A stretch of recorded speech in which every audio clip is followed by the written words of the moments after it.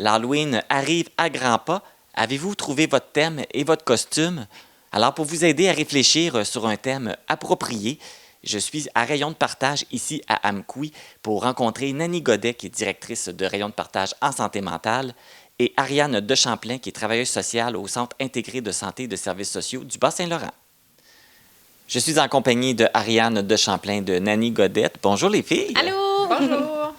Donc, je vais vous laisser vous présenter puis expliquer un peu c'est quoi votre rôle. Oui, ben moi, c'est ça. Je suis travailleuse sociale en santé mentale adulte pour le CIS du Bas-Saint-Laurent, plus précisément à l'équipe CIF pour suivi d'intensité flexible. Ce que ça signifie, en fait, c'est qu'on adapte notre intensité de service là, selon les besoins de la personne qu'on accompagne. Nous, notre clientèle, c'est principalement les gens atteints de troubles psychotiques ou de maladies affectives bipolaires qui ont des besoins de réadaptation en santé mentale. Donc, au quotidien, on accompagne ces gens-là selon leurs besoins, leurs projets de vie, en prenant compte des rechutes en santé mentale ou encore de la rémission. On garde toujours au cœur l'usager là, dans nos interventions pour que ce soit toujours à son image. Même si on te connaît bien, Nanny, dans la Matapédie, on va quand même te laisser présenter ton rôle. Ben oui, certainement. Moi, je suis à la direction de Rayon de partage en santé mentale. On a une équipe ici d'intervention. On accueille les gens avec ou sans diagnostic pour faire un bout de chemin avec eux. On a plein d'activités, d'ateliers, de groupes d'entraide qui font en sorte que chaque personne trouve la façon de prendre soin de sa santé mentale, de prendre soin de son équilibre de vie. On se voit aujourd'hui pour une raison particulière, c'est pour faire de la sensibilisation avec la fête de l'Halloween qui arrive sur le choix des thèmes, le choix de costumes qu'on veut faire pour cette année. Oui, bien effectivement, avec l'arrivée de l'Halloween, on voit qu'il y a plein de gens de la communauté, des familles, tout ça, qui prennent l'initiative de faire des parcours d'horreur, des maisons hantées et tout ça. Ce qu'on soutient d'ailleurs, là, parce que ça nous permet dans la communauté de se rassembler pour ces festivités-là. Par contre, le message qu'on veut transmettre aujourd'hui, c'est simplement de faire attention aux thèmes qu'on prend là, pour ces festivités-là, justement parce que il y a parfois des gens qui utilisent la santé mentale pour les inclure dans leur parcours, puis on veut simplement partager que ça n'a pas lieu d'être, là. Le meilleur exemple, c'est quelqu'un qui fait une maison hantée, mais sous forme d'hôpital psychiatrique. Oui, puis tu sais, à la base, c'est bon de rappeler que 100% des gens ont une santé mentale. C'est pas toutes les personnes qui vont vivre une problématique, une maladie mentale dans leur vie, mais on a tous une santé mentale. Puis d'utiliser la maladie mentale, d'utiliser tout ce qui est de, justement, le terme bienvenue à l'hôpital psychiatrique ou bienvenue à l'asile, bien, c'est des termes que pour un parcours d'horreur, bien, ça n'a pas sa place. D'où ça vous est venu, là, justement, l'idée là, de sensibiliser la population à ce sujet-là? Oui, bien en fait, c'est qu'en 2018, ça remonte à quelques années, mais en 2018, il y avait un journaliste de la presse qui était allé dans une région du Québec, qui était allé dans un parcours d'horreur comme ça. C'était une activité d'1 heure de temps. Puis, ça reproduisait un petit peu qu'est-ce qu'il y avait des vécus dans des hôpitaux psychiatriques. Puis, quand il était ressorti de là, il avait dit, mais pourquoi qu'on utilise ces termes-là pour faire peur aux gens? Fait qu'il avait fait un article dans la presse que nous, à notre regroupement des ressources alternatives en santé mentale, on avait repris pour faire un communiqué de presse. Puis là, de fil en aiguille, bien, encore cette année, bien, je me rends compte que les gens, des fois, les gens n'ont pas conscience. Les gens, c'est pas dans une mauvaise volonté qui font ça de cette façon-là. Fait que c'est justement, on veut être là pour les sensibiliser. Puis, on se fait aussi les porte-paroles de... Il y a beaucoup de gens qui vont en psychiatrie parce qu'ils ont besoin de soins. Tu sais, c'est la santé physique. On a des besoins en santé physique, le diabète, il y a plein les maladies du cœur. Bien, on peut aller à l'hôpital pour ces problèmes-là, mais on peut aussi aller à l'hôpital quand ça va pas bien dans notre cerveau, quand ça va pas bien dans nos émotions. Une dépression, un épuisement.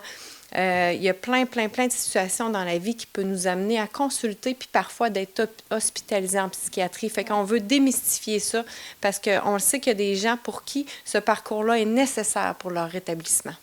Effectivement. Bien, c'est ça. En fait, comme Nanny le dit si bien, on a tous une santé physique. Hein, fait qu'on a tous également une santé mentale. Puis, peu importe quand dans notre vie, ça se peut qu'on soit amené à devoir composer avec des problèmes de santé mentale ou à accompagner un proche qui vit des problématiques de santé mentale. On peut tous devoir un jour aller chercher des services en santé mentale, que ce soit sur le plan psychosocial ou médical. C'est pourquoi on tient à dire que justement, la santé mentale ne devrait pas être dans la même catégorie que les vampires, les sorcières et tout ça pour faire peur. C'est ça, la santé mentale, c'est encore tabou, puis encore du monde, des fois, qui y croit pas, parce que c'est pas comme une blessure physique, c'est pas quelque chose nécessairement qui est visuel. Ouais. Alors souvent, on rit de tout ça ou on l'utilise pour faire peur, mais ça peut avoir quoi comme impact, justement, d'utiliser la santé mentale pour faire peur sur les gens, justement, qui ont des problèmes de santé mentale? Je peux y aller, oui. En fait, nous, les intervenants, les organismes communautaires, on tente à chaque jour de venir briser un peu ces préjugés-là auprès des gens qu'on accompagne parce que parfois, eux-mêmes ont ces images-là d'hôpitaux psychiatriques, tout ça, des anciennes méthodes d'intervention qui étaient utilisées. Donc, on doit briser ça pour les remettre à jour, leur indiquer que maintenant, les approches qui sont utilisées sont vraiment humaines puis que le respect des droits humain est vraiment mis au cœur des interventions, parce que c'est sûr que si on brise pas ces préjugés-là, ben même les gens qui ont besoin de soins ont parfois de la réticence, ressentent parfois de la peur pour aller chercher de l'aide au final qu'ils ont vraiment besoin, là. Oui, puis le message qui peut être lancé en utilisant ça à l'Halloween pour faire peur, c'est que c'est des gens qui sont méchants, mais alors que ce n'est pas le cas. Non, c'est justement parce qu'on connaît beaucoup de gens qui ont besoin aussi de médication pour bien fonctionner au quotidien. Ça fait partie aussi, ça, de la réalité. Alors, non, les gens sont pas méchants. Les gens, oui, des fois, vivent une problématique en santé mentale, mais on dit, c'est pas écrit dans le front. Mm-hmm. Fait que on a tous besoin d'en prendre soin de cette santé mentale-là. Puis comme Ariane le disait, de ne pas les mettre au même titre qu'une sorcière, un vampire, de ne pas mélanger, en fait, la fiction avec la réalité, là. Ouais. C'est ça, parce que si on se déguise en sorcière, en momie, en vampire, on ne blesse pas personne, mais exact. Si on imite une personne qui a un problème de santé mentale, là, on peut blesser cette personne-là. Oui, totalement. Puis nous, on fait ce travail-là à petite échelle auprès des gens qu'on accompagne, mais je pense que si la communauté fait tous un bout de chemin là, pour essayer de briser ces préjugés-là et non pas de les alimenter, mais je pense qu'on peut, en utilisant une lunette bienveillante, d'apporter du support, du soutien à ces personnes-là qui sont aux prises avec des problématiques de santé mentale. Comme tu parlais un peu plus tôt, Ariane, il y a des préjugés contre les personnes qui ont des problèmes de santé mentale, puis on n'a pas besoin de reculer bien, bien loin dans le temps, où à l'époque, il y a des gens qui étaient internés, on disait si tu avais un problème de santé mentale, tu étais possédé par le démon. Est-ce qu'il y a encore des préjugés qui sont encore très présents aujourd'hui contre la santé mentale? Des exemples concrets?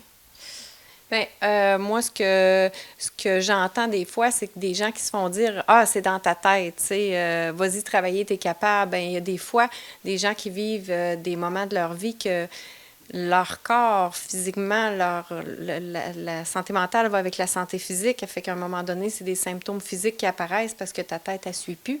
Fait que, oui, il y a encore des préjugés. Tu sais, on ne comprend pas. Un bras cassé, ça se voit, il est cassé. Mm-hmm. Mais quand ça se produit dans la tête, bien, on ne comprend pas. Oui.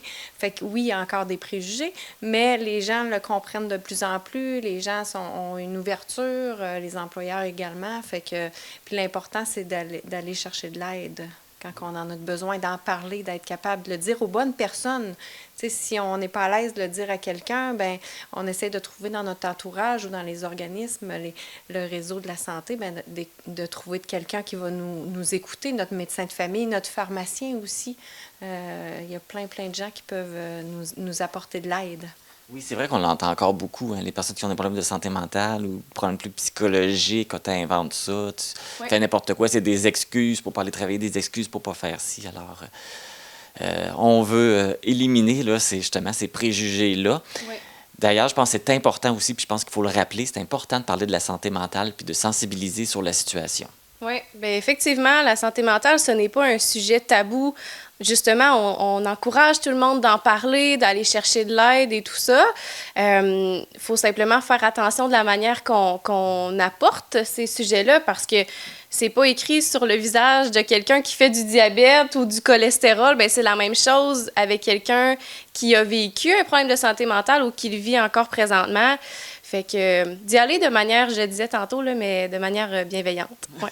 Oui, puis, tu sais, on imagine un enfant dans un parcours de l'horreur qui voit des lits qui sont présentés comme des lits d'un hôpital psychiatrique. Bien, pour lui, si par exemple, il sait que sa mère a fait un séjour à l'hôpital psychiatrique, bien, en psychiatrie, les images que pour lui il y a, la peur que ça va faire naître en dedans de lui, bien, faut être vigilant par rapport à ça.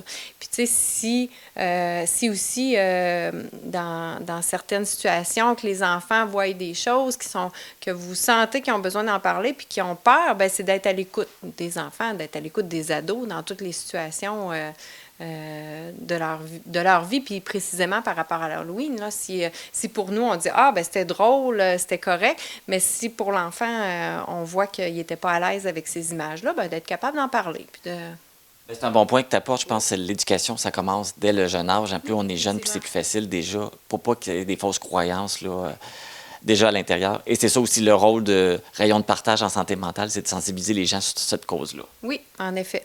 Puis on se fait aider, vous voyez, de toute la communauté, toutes les organisations autour. Bien, merci beaucoup, Ariane, Nani. Puis on envoie le message aux gens d'être prudents dans leur choix de thèmes et de costumes pour cette année. Mm-hmm. Oui, puis en terminant, Marc, on est dans le mois d'octobre, le mois de novembre s'en vient, puis on se rend compte l'automne, des fois, c'est une période difficile pour les gens.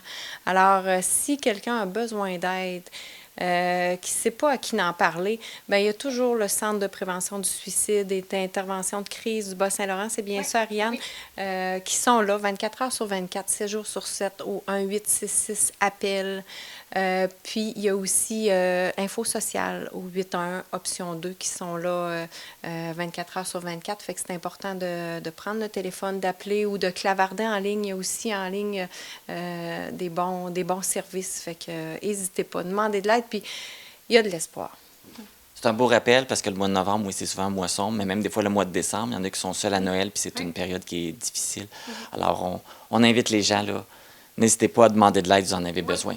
Merci beaucoup, puis je vais vous souhaiter un joyeux Halloween. Eh bien, merci. On va festoyer avec les citrouilles. Il y a encore des belles choses pour l'Halloween. Des beaux déguisements. Si vous voulez lire la chronique de Mario Girard, Malaise à l'asile, vous vous rendez sur le site web de la presse. Je rappelle que l'article est paru le 29 octobre 2018. Si vous avez des questions ou besoin de plus amples informations, vous pouvez contacter l'organisme Rayon de partage en santé mentale au 88 629 5197.